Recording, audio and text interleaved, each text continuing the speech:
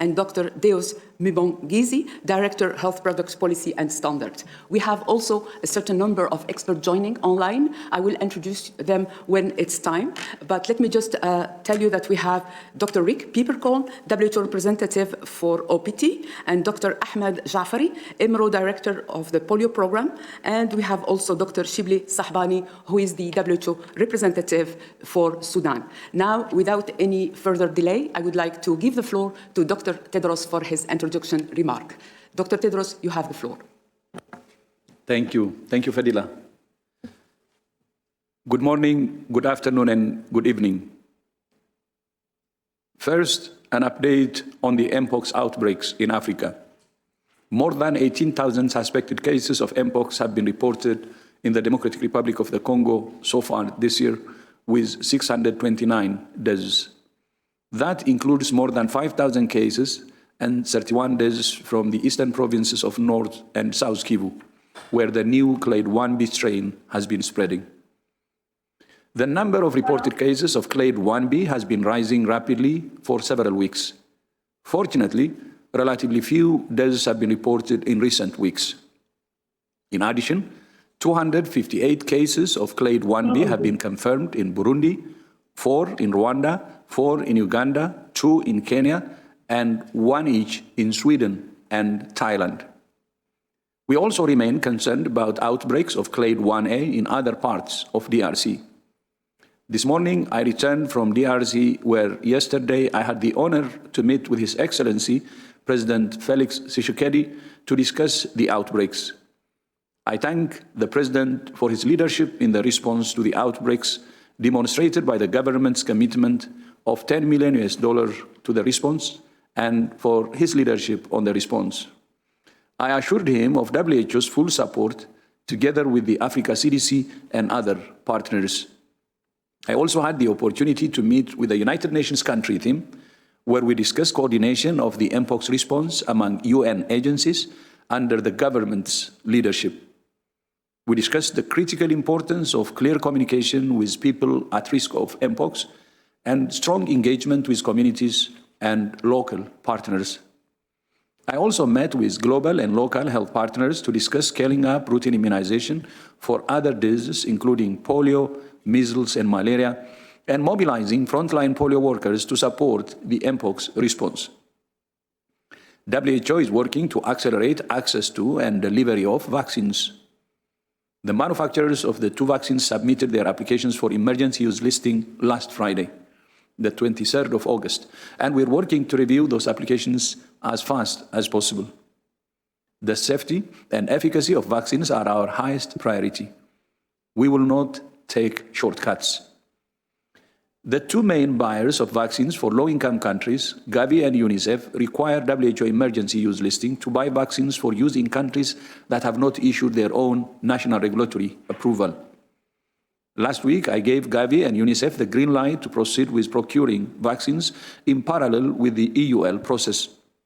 However, WHO emergency use listing is not a barrier to vaccines being deployed in DRC.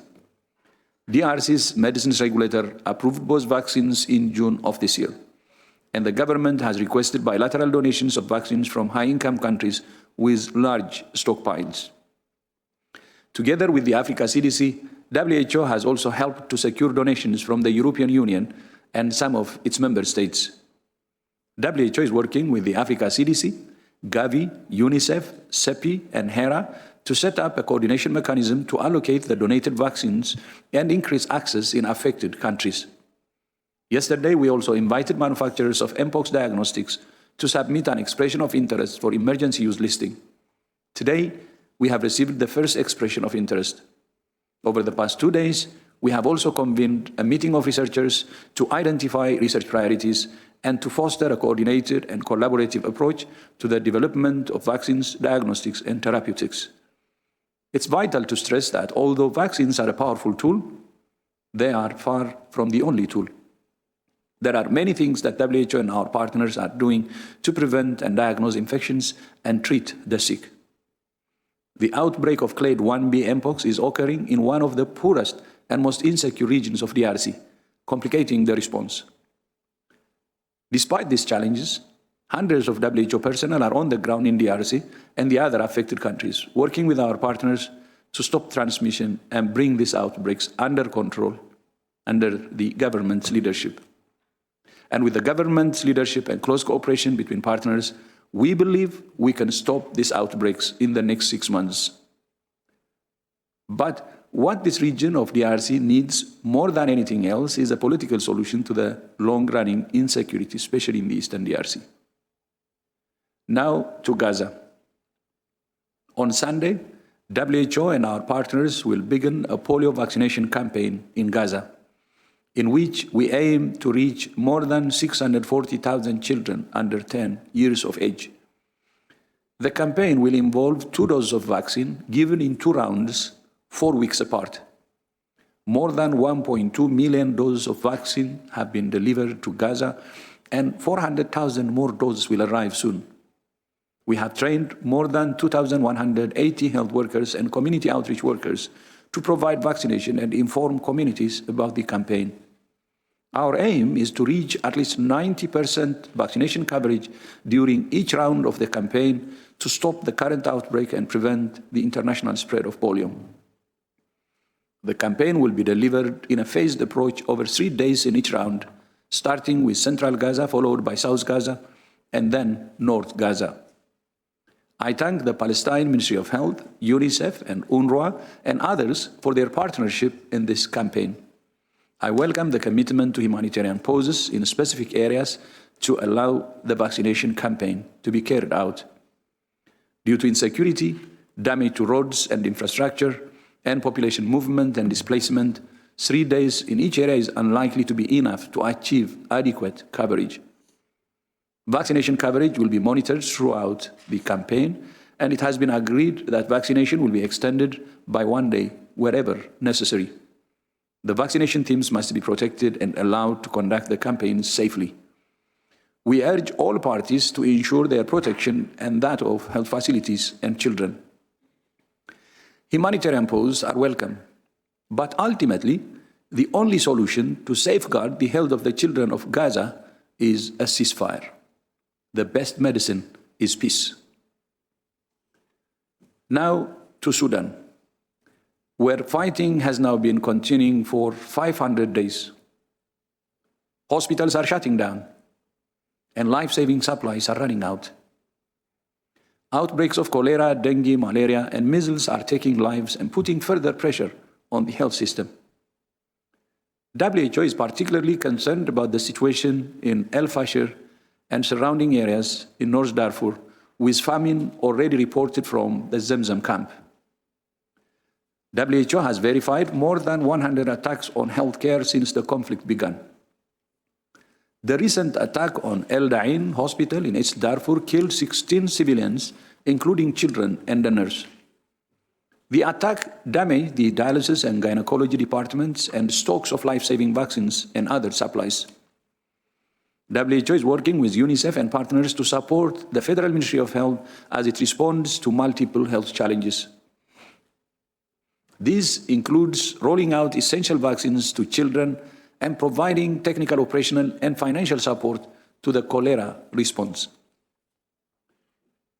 Prepositioned cholera and other essential medical supplies helped jumpstart the response.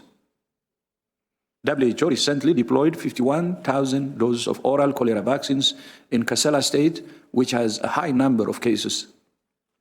The International Coordinating Group on Vaccine Allocation has approved a request for more than 450,000 doses to be sent to scale up the vaccination campaign in Kassala State.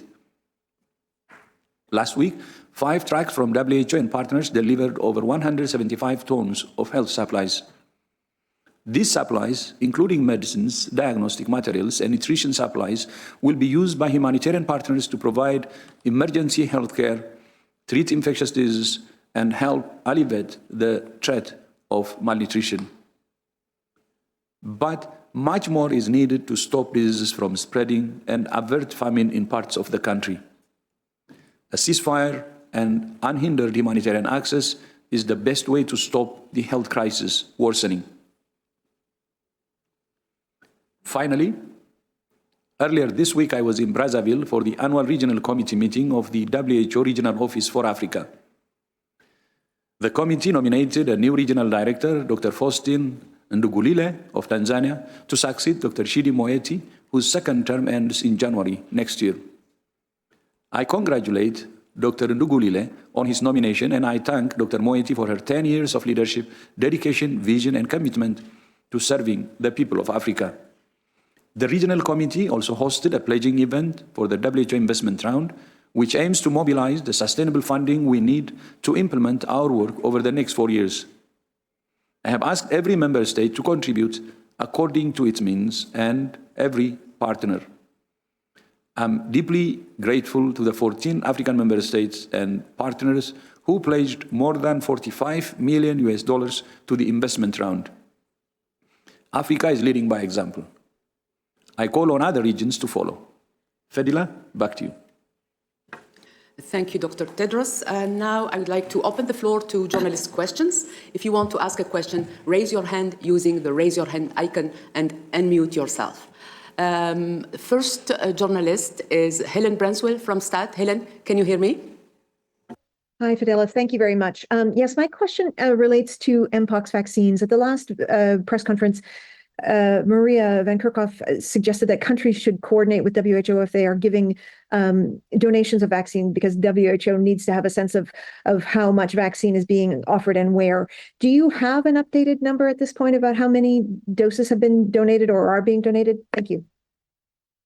Dr. Van Kerkhove? Yeah, thanks very much. I also have, we also have some people online who I'm sure will want to supplement this. So thanks very much, Helen, for the question, and thanks for flagging the request that we had made to work with us to set up this allocation mechanism. As the DG mentioned in his speech just now, we are setting up this access and allocation mechanism, working with a number of different partners on this. It's really important that we coordinate because there are a limited number of supplies so far, and these vaccines need to reach the countries at risk.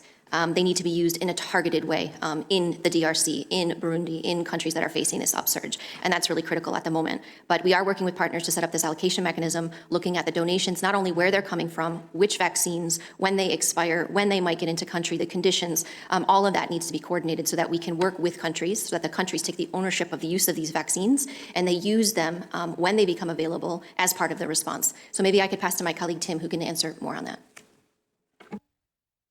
Oh, thank you, Maria, and thank you, Helen. Yeah, I think we have a good understanding about the existing pledges that have been expressed by different countries and entities for this response. However, pledges need to be turned into donation following then the discussion and agreement and negotiation around that. So these pledges will turn into donation at different timeframes, and we have a good understanding on the different quantities that will be available in the coming weeks and months, but also pledges that will probably materialize towards in the next 2 to 3 months. And I think that's important then to match what we know will be coming down that pipeline to match with the different needs on the ground as the countries are preparing now for different vaccination strategies. Thanks. Thank you. Just to give you the exact title of Tim Nguyen, his unit head high impact events preparedness. Now I would like to give the floor to Emma Farge from Reuters. Emma?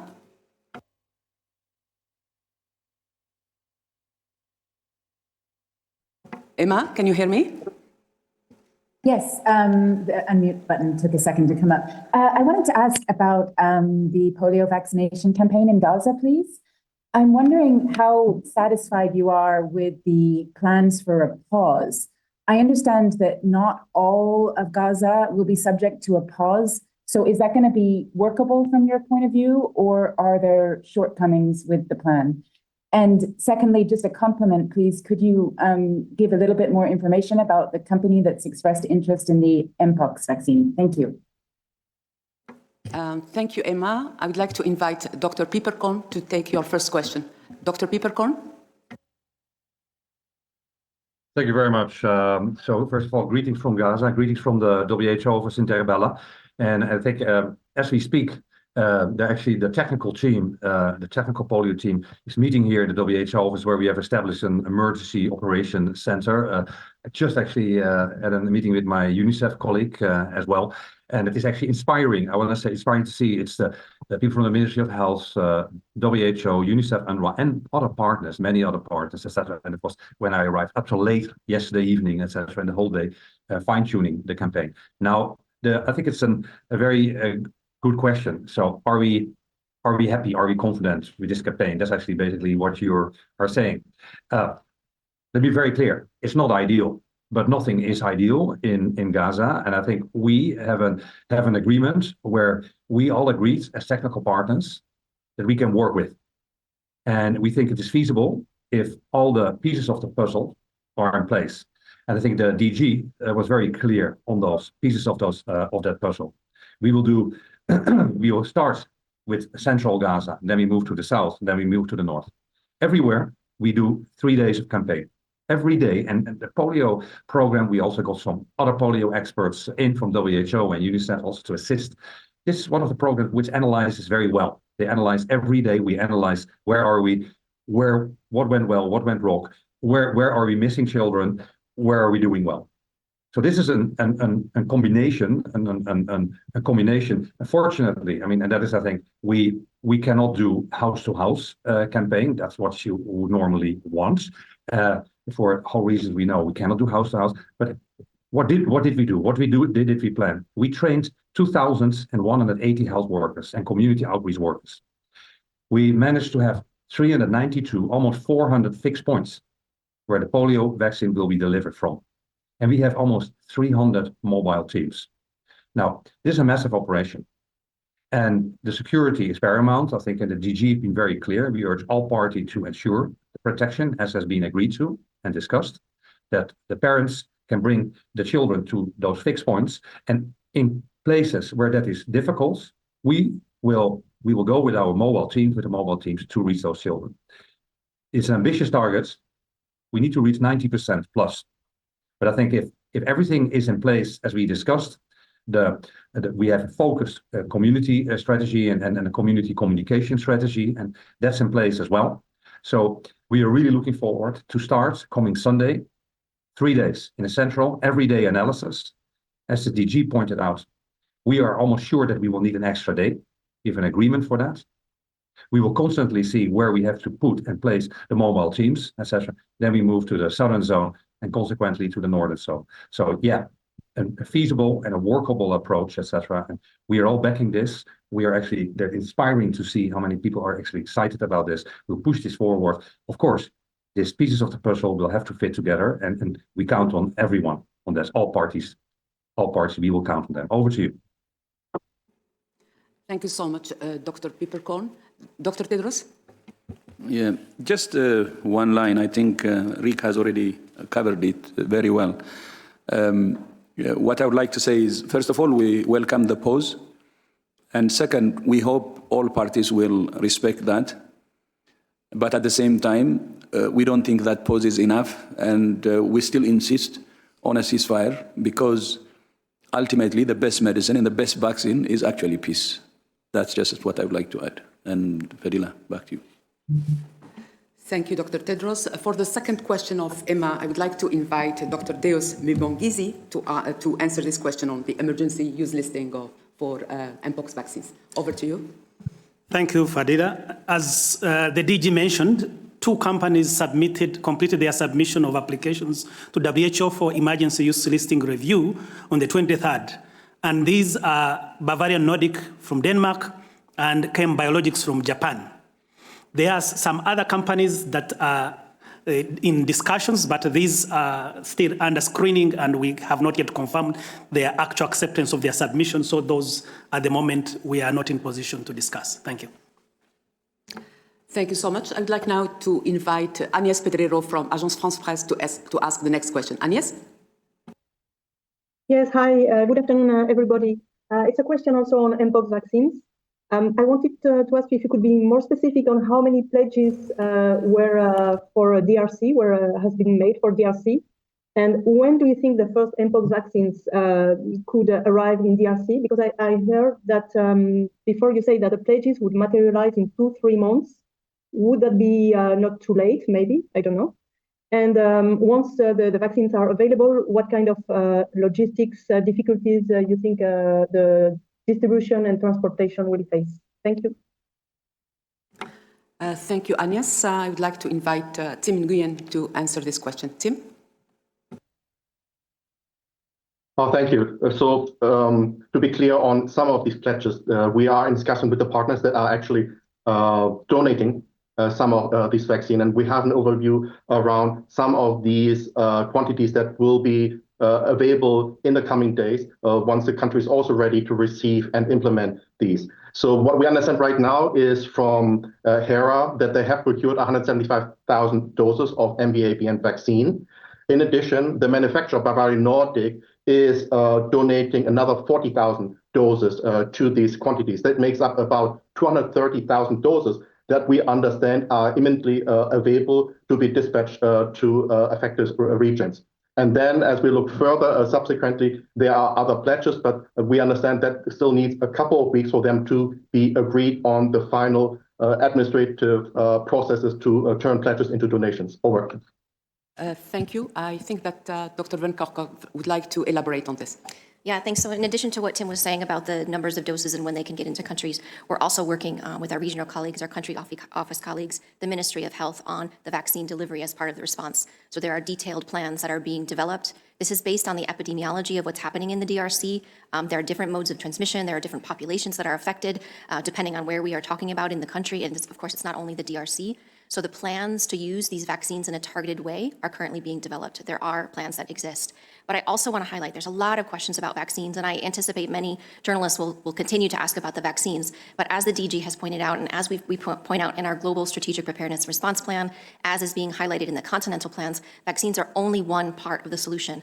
I was fortunate to be with the Director General in DRC yesterday, where we met with the UN country teams, as he mentioned, and almost as much as they asked about vaccines, they asked about strong, clear communication about prevention, about preventing the spread. How can we have the right messages targeted to the people who are at risk? And so our teams are working with UNICEF, we're working with many different partners. I shouldn't mention one if I don't mention them all, because as WHO, we work in partnership with not just international agencies, but civil society, local partners, to make sure that those messages reach people who are at risk. And so there's a lot of work that's happening there. And I just want to emphasize that right now, even when vaccines aren't available, and it's going to take some time for the vaccines to reach those who are most at risk, the right messages can be reaching the right at-risk populations. So we're working to make sure that those messages are targeted, they're tailored, focusing on prevention, focusing on preventing the spread in the complex context in which these MPOX outbreaks are happening. Dr. Tedros? Yeah, thank you.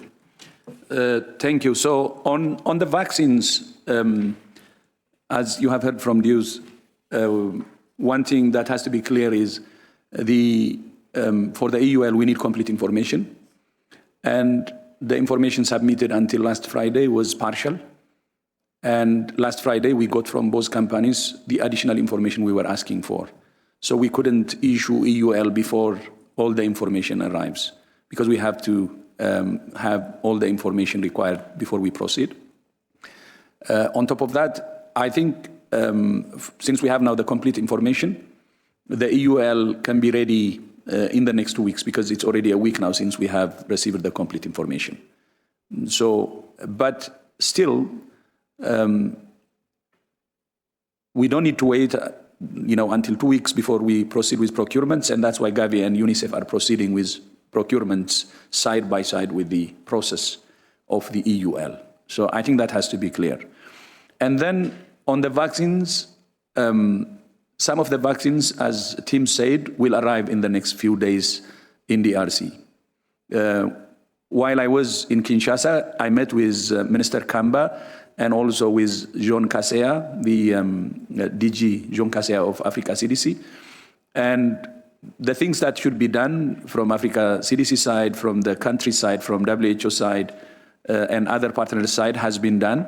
And we hope to have the first delivery in the next few days, and then it will build up.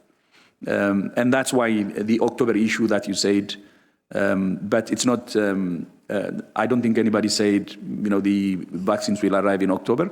The part of the shipment will arrive actually in the next few days, and then will build up. But considering the number of cases and so on, most of the allocation, of course, will be in DRC. And I would like this opportunity to thank the donor countries and institutions for the vaccines, and that will help in our response. But it's not just vaccines alone. We are already implementing the other methods, which are very, very important. So vaccine is one among the tools. And we're not just waiting for the vaccines. While expediting the vaccines, we're doing what should be done under the leadership of the government. And the leadership, ownership and leadership of governments is important, be it DRC or other countries, which I have already outlined that reported MPOX. And not only the ownership and leadership by the governments, but community partnership is also central. Because as we all know, outbreaks start and end in communities. So government's ownership and leadership, strong community involvement and partnership is important. And then the implementation or use of all the tools that we have at hand, including vaccines.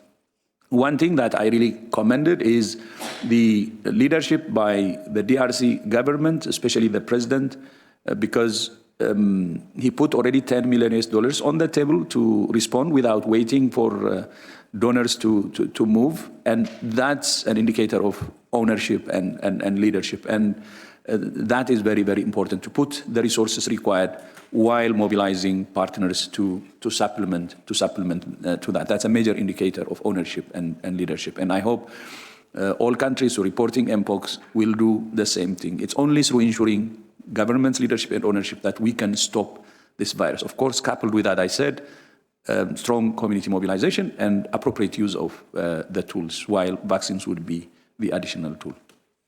Fadila? Thank you. I'd like now to invite Gabrielle Emmanuel from NPR to ask the next question. Gabrielle? Hi, thank you very much. I guess I had a bit of a broader question. One is that, as we all know, there's been a lot of frustration about the time it's taken to get vaccines, MPOX vaccines. And I've heard a lot of people make this analogy to COVID and the lack of resources then that were in Africa. And I wanted to kind of get a sense of how we're making sure we're not falling into the same pitfalls and hurdles from back then. Also, and not just related to vaccines, but also related to diagnostic tests and other mechanisms to care for what's happening. And then a more specific question, I'm curious, you mentioned about the rising cases. I was wondering if that's happening in specific populations in addition to the countries you mentioned. Thank you very much. So thanks. I can start with that question. So we're not in the same situation we were in when COVID began. The capacities that countries have, particularly around the world, but particularly in Africa, for diagnostic capabilities, PCR-based capabilities, surveillance, case finding, contact tracing, clinical care, emergency operations centers, across the entire pillars of the response that they expanded and strengthened during COVID, they're using for MPOX, they're using for cholera, they're using for suspect VHF, viral hemorrhagic fever outbreaks. So we're not in the same situation. With regards to vaccines, there's a lot of work that is happening that needs to continue. It was emphasized during COVID to make sure that we not only address access, we not only address delivery and equity, but looking at production capacity, making sure that we have these hubs. We have the mRNA hubs that were started, tech transfer work so that more production can be made for vaccines. So we're not in the same situation that we were. Having said that, MPOX is not a new disease. This virus has been circulating for decades. We went through a global public health emergency of international concern, 2022 to 2023, based on the clade 2 outbreak. We have a new public health emergency of international concern, largely due to this 1B, this new clade. And there's a lot of work that's happening to not only look at access, but delivery. Another area of strengthened capacity across Africa is vaccine delivery. What countries put together to vaccinate large numbers of people, young through the EPI programs, but all the way through older adults with COVID vaccine, through that life course, can be utilized for MPOX. There's a lot of experience in the DRC itself doing vaccination for Ebola. All of that can be leveraged for the use of vaccines for MPOX. But again, I want to highlight that the use of vaccines as part of this response is part of the response in a targeted way. We're not talking about mass vaccination programs. We're talking about protecting populations at risk, our health workers, contacts of contacts. And again, using those vaccines as soon as they can arrive in country. So I think we need to shift this narrative a little bit and talk about also not only the challenges, but the strengths that exist across the continent of Africa. There's a lot of leadership, as the DG just said, within the country itself, the ownership of this, the capacities in those countries. We are here for support, but this response is led by the ministry, it's led by the government, it's driven by local communities, and we are here to support that implementation of any interventions that are brought in. Thank you. I would like now to invite next question from Stéphane Bussard, Le Temps. Stéphane? Good afternoon. Thank you. Yes, my question is what has been the impact of the polio outbreak so far in Gaza? And are there any other outbreaks that threatens the Gaza Strip? Thank you. Thank you, Stefan. These questions are for Dr. Pieperkorn. Are you still with us? Yes, definitely. I did get the first part of the question. I didn't get the second part of the question. I mean, the first part of the question, the impact. The second question was, are we seeing also other outbreaks in the Gaza Strip? Not only polio, but other health threats. Okay, yes, I get your point. Yeah, very good. So first of all, the impact. So as we know, and maybe let me be very clear, we had that confirmed case. And let me also say something about that. The polio case, a 10-month-old boy, which we are monitoring. We maybe just to say for information, is improvement of the child, the movement has improved by 70%, and we're trying to assist with UNICEF, WHO, with cash assistance, and we're following that up. And I think linked to that is surveillance, for example, surveillance and with routine immunization. So when this crisis, we are now in the 11th month of this crisis, and we have seen the health services and the health infrastructure disintegrating. And we have reported on this frequently. With that, it's not just the health services, hospitals, primary healthcare facilities, etc., but it's also the special programs and, for example, surveillance. And surveillance was definitely not what it should be. So together, WHO and the Ministry of Health, after the environmental samples were positive, we specifically focused on that, and that's how we came with these three suspected polio cases, of which one was confirmed. Routine immunization was always incredibly strong in Gaza, at coverages of 90-95%, even over 95%. Of course, when this crisis erupted, etc., the routine immunization also disintegrated. WHO, I would say again, the Ministry of Health, health workers, WHO, UNICEF, and partners, we're focusing on that. And over the last quarter, I mean, reach coverages of almost 90%. We have to get better in the data on the denominator, etc. But there's a lot of focus. How do we get routine immunization improved? Now that links me to the following topic. This is, of course, all in an environment with a disintegrated health sector where you talk about a hospital functionality of 70 out of 36 hospitals, which are partly functional, 58 of 132 primary healthcare, partly functional. In addition, 5 field hospital, partly in fully. And we've seen an enormous spread of infectious diseases. And when you look at that, for example, acute respiratory infections, and those are underreported. People have lack of access to these primary healthcare facilities. We see more than 1 million acute respiratory infections, more than 600,000 diarrheal diseases, 25 times what is normally there during this kind of periods. A lot of scabies and lice, 105,000, skin diseases, 70,000 cases, and incredibly worrying, what we call the acute jaundice syndrome, hepatitis A, over 105,000 cases. A lot of this is related to the incredibly poor water and sanitation conditions everywhere in Gaza. So yeah, and it's really, I'm glad that you're asking this question, because we focus now, of course, very much on polio and a polio campaign, but we're deeply concerned about the overall health situation. I talked about the health functionality, and I want to add also another point that over the last week, WHO, the last 2 weeks, we planned for 6 missions to the north to bring fuel, to bring medical supplies to the hospitals in the north. Only 2 were approved to deliver those fuel and medical supplies. And with huge troubles, I mean, incredibly lengthy missions. One of our teams only returned late at night, completely unnecessary. Day before yesterday, so WHO reached the Indonesian hospital with fuel, and also part of fuel were to come out at 1. But other hospitals in the north, like Al-Ada Hospital, they face zero fuel stocks. And that has, of course, implications for all their services, the maternity services, the daily surgeries, which they do, the hemodialysis patients, etc., and other hospitals, HELU hospitals, international hospitals, facing same problems. And it really pains me that in the 11 months of this crisis, we still have to discuss this basics kind of missions of fuel and medical supplies, bringing teams, emergency medical teams in, bringing patients in and out. And that's, we still struggle with that. And related to that, also another topic is medevac. The medical evacuation is incredibly needed. We estimate that 10,000 critical patients should leave Gaza. They should get treatments elsewhere, outside Gaza. And since the Rafah crossing closed on 6 May. 6 May, the only substantial medevac was organized with great support from the UAE, and WHO managed and organized to actually facilitate the medevac of 85 patients and I think 65 companions. But that's, of course, a drop in the ocean, what is needed. And we request, and I want to do this again today, we request the establishment of medical corridors, first and foremost, to restore the traditional referral paths from Gaza to East Jerusalem and West Bank. Hospitals already in the West Bank and East Jerusalem to receive Gazan patients, to receive their Palestinian brothers and sisters. Then also to get a medical corridor operated to Egypt and to Jordan. So this is just some of these issues. Thank you. Over to you. Thank you, Dr. Pieperkorn. I can see that Dr. Hamid Jafari wants to add some details. Dr. Jafari, you have the floor.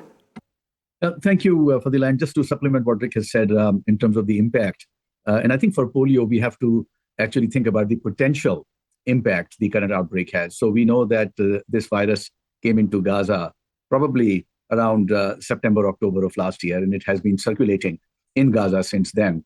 And just the genetics, genomic signatures on the virus, and that it's been detected in multiple sites, and now we have an unfortunate paralytic case of polio. We are assuming that this virus is circulating all across Gaza. And the conditions that Rick and others have described of lack of clean water, overcrowding, extensive sewage contamination are ideal for intense poliovirus transmission. So the potential for this to continue in Gaza, spread to surrounding countries. Israel has communities that are reluctant to vaccinate for religious reasons. Lebanon is going through a crisis. There are issues in Syria. So there is a fair amount of vulnerability in the surrounding countries. And so the potential for international spread, and that's why polio, I want to remind everybody, remains a public health emergency of international concern under the IHR. So I think we need to think about this as what are the potential impacts of more paralytic cases in Gaza, and then international spread with other countries having to declare public health emergencies and stopping outbreaks and preventing paralytic cases within their own borders. Back to you, Fadila. Thank you. Thank you, Dr. Jafari. I would like now to ask if other colleagues want to add anything. Maybe Dr. Zakaria? Thank you, Fadila. Just to highlight that it has been 11 months of continued violence. And so we're seeing now polio, but this is along with many other diseases for which our collective capacity to prevent, detect, and respond to continues to be disrupted, severely disrupted. We have not been able to implement the most basic public health interventions for the entire population of Gaza, and people continue to be displaced, people continue to not having access to sufficient and good quality food, especially for the younger children who depend on much more than food commodities getting into Gaza. So we're seeing polio, but we're also sure that many other pathogens are spreading undetected. And it's a matter of time until we see a surge and many more diseases spreading really out of control. What we wish, though, is for this polio vaccination campaign to be successful, which would also be then an important milestone for us to know that, yes, humanitarian operations can be scaled up for the entire population of Gaza. And the vaccination against polio for Gaza should then set the example for how we can do better and significantly increase humanitarian assistance for all sectors for the entire population of Gaza, and also the West Bank and the region. Thank you. Thank you so much. I realize that we haven't answered one of the questions from Gabriel Emmanuel from NPR on rising cases of MPOX. We have with us Dr. Rosamund Lewis, and Rosamund is our technical lead for MPOX. Dr. Lewis, do you want to take NPR question on do we have rising cases of MPOX? Sure, thank you very much. Yes, it's certainly a valid question. And there are rising number of cases being reported in different parts of the country. So you've heard, of course, that there's the cases in the endemic areas, largely affected children, young children and adolescents as well. And then we also have the fairly rapidly spreading outbreak in the eastern part of the country, which is now also in Burundi, with cases in Rwanda, Uganda, and Kenya.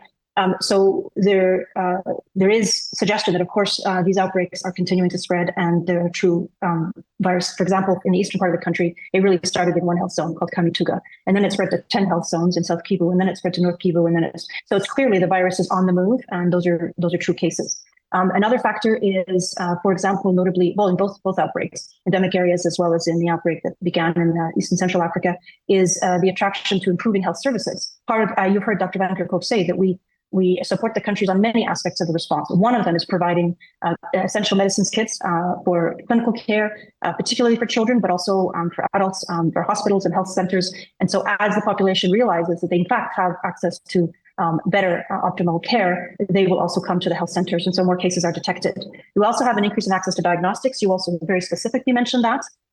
While the emergency use listing has been triggered 3 weeks ago and the public health emergency of international concern 2 weeks ago, of course, we've been supporting the country ever since they first declared, well, even before that, naturally, but remember, the Democratic Republic of the Congo declared their epidemic of MPOX as long ago as December 2022. So since that time, we've been bringing support, and notably over the last 8 to 10 months in diagnostics, including increasing the capacity for diagnostics from 1 national lab to 8 provincial labs, 2 national labs that can now do polymerase chain reaction, PCR, and 8 provincial labs, or 7 provincial labs that can also do PCR, but through a smaller unit called GeneXpert, which is provided to provincial labs. So diagnostic capacity has increased a lot, which means, again, people have better access to diagnosis and access to care because of that, and confirmation, which also increases the number of cases reported. So there are many things that are contributing to increase the number of cases. So better surveillance, better diagnostics, better clinical care, actual circulation of the outbreaks, which continues. And with all of that, we're working also with the country to improve case definitions. So for example, in the early days when the outbreak first began in South Kivu, and 1/3 of the cases were in fact among sex workers, at that time, sexual transmission of MPOX was only just becoming recognized in the country. And so it took some time to also recognize that genital lesions, for example, could be MPOX as opposed to herpes or syphilis. So quite a number of factors are contributing to greater recognition of the disease. And as we continue to support the country in all these areas of work, of course, we do expect the number of cases to continue possibly to rise, although we've done a lot already. And then with time, as the interventions take more and more effect and better hold, we fully expect the number of cases to begin to come down again. Thanks. Dr. Van Kerkhove? Yeah, I just wanted to, Rosamond was reminding me of, she made some great points. I just want to highlight a couple of things here. So when you see these maps, we've seen these maps online that show cases in circulation. They basically color the whole map. And what we're trying to do with the detailed epidemiology and working with the different teams is really looking at a more granular level about what's happening. So as Rosamond was saying, it's very complex. There's a lot of different groups that are affected, but not all the same groups are affected in the same areas. There's different clades that are circulating. We have some information on occupation. We see different age profiles. And so what we're hoping to be able to do through the strengthened IMSTs in country, working with the ministries of health, working with partners, is to have more details of that epidemiology. Because the more precise we can be, the more targeted we could be in tailoring the interventions. Everything from enhancing the surveillance that we're doing through the risk communication and the targeted messages there, through the use of those vaccines. So I just wanted to highlight that point, that the surveillance aspects that's been pointed out already are really critical. And the upsurge of staff in people, workforce in the DRC, led by the Ministry of Health, led by the government, part of that is really trying to get that detail. So we're really grateful for all of the extra hands on deck that have a lot of experience with surveillance in the country to help us really detail this out, because that precision is what we need to really stop this outbreak in the next 6 months. Thank you so much. I would like now to invite for the last question, Hailey Ott from CBS. Can you hear me? Hello, thank you. My question is about the polio vaccine in Gaza. Health workers in Gaza have raised concern over the cold chain. The Palestinian Ministry of Health says there will be mobile refrigeration units. I was wondering if you could give us any more information about those and how they would work and how the cold chain would be maintained and managed during vaccine delivery and distribution. Thank you. Thank you. Maybe Dr. Jafari can take this question. I can start, and then Rick can provide additional details. So the way the cold chain is organized is that this is largely a fixed site vaccination with some outreach. There was a shortage of cold chain, and so additional freezers and refrigerators have been imported by UNICEF and deployed into Gaza. From these freezers, the vaccine is then put into cold boxes and brought closer to the vaccination sites, where then it is transferred to a large number of vaccination teams in what we call vaccine carriers, to maintain the integrity of the cold chain. So the planning and positioning of cold chain is part of what we call micro planning for this campaign, which has been completed. And then, of course, a very important tool that exists is the vaccine vial monitor, which is on every vaccine vial of polio, that tells the vaccinator and health workers about the viability of the vaccine. That monitor is a very strong tool. So, Rick, I don't know if you want to add any particular specifics on how this is being managed in Gaza. Yes, thank you, Amit. Yeah, I would like to add some points and thanks for this question. So first of all, I think that we described the number of vaccines which have arrived in Gaza, and actually all the cold chain equipment, including I would say generators and related to that. So it's all part of that. And you talk, for example, about 500 vaccine carriers, etc. I mean, Hamid describes already the fixed sites, and I want to again point that out. We talk about almost 2,180 health workers, community outreach workers, which have been trained and will support implementing of this campaign. And we talk about 392 fixed points. I mean, and they are there. So the vaccines, cold chain is one issue. Then we talk about fuel, for example, that which is needed to make sure that this all works. That's all being arranged with all kinds of difficulties. We discussed a number of days, the way we actually want to implement the campaign, the 3 days per zone, plus when needed another one, the mobile teams. And just the word micro planning is sometimes a bit, I think it doesn't do justice. The micro planning is the most important part of any polio campaign, and it seems easy, it's actually very complex. So it's like area by area, small area by area, what's the analysis? Where are the children? How do we vaccinate? What's the best way forward? And this is constantly being updated and adapted. And when we talk about, because I think I was not even clear enough how complex it is, even in a place like a relatively small environment as Gaza, the total number of teams is 530. Yeah, we fixed teams, 174 fixed teams, outreach 252. We talk about community points, 33 community points, 252 mobile teams, special 48, transit teams, as we call it, 39 transit teams, and backup teams, 40. Now that shows a little bit about the complexity of this operation. And I also want to stress that it's also part of vulnerability of this operation. And we have to make sure that's all part of all the puzzles. I mean, everybody talks always about the vaccine and the cold chain, which is very important. The micro planning and everything related to that is probably the most important part of a successful campaign. And this brings me back and that we need, of course, definitely that all the parties actually, that we stick to the agreement we have, the humanitarian pauses, to ensure that people can move, that they can bring their children, that all those teams can do their work. We talk about hiring vehicles, hiring trucks, motorcycles, etc. It's all part of the campaign. When this is all linked, I think we have a good chance to actually get a successful campaign. So again, we call on all parties to help ensure that this happens as it is being planned and agreed on. Over to you. Thank you, Dr. Jafari, and thank you, Dr. Pieperkorn. We have come to the end of our press conference. Thank you so much for your participation. We will be sending you the audio files and DG Dr. Tedros' remarks right after this briefing. And of course, you can reach out to the WHO media team if you have any follow-up question. With this, over to you, Dr. Tedros, for your closing remarks. Thanks, Fadila. And thanks to all members of the press for joining us today. And see you next time.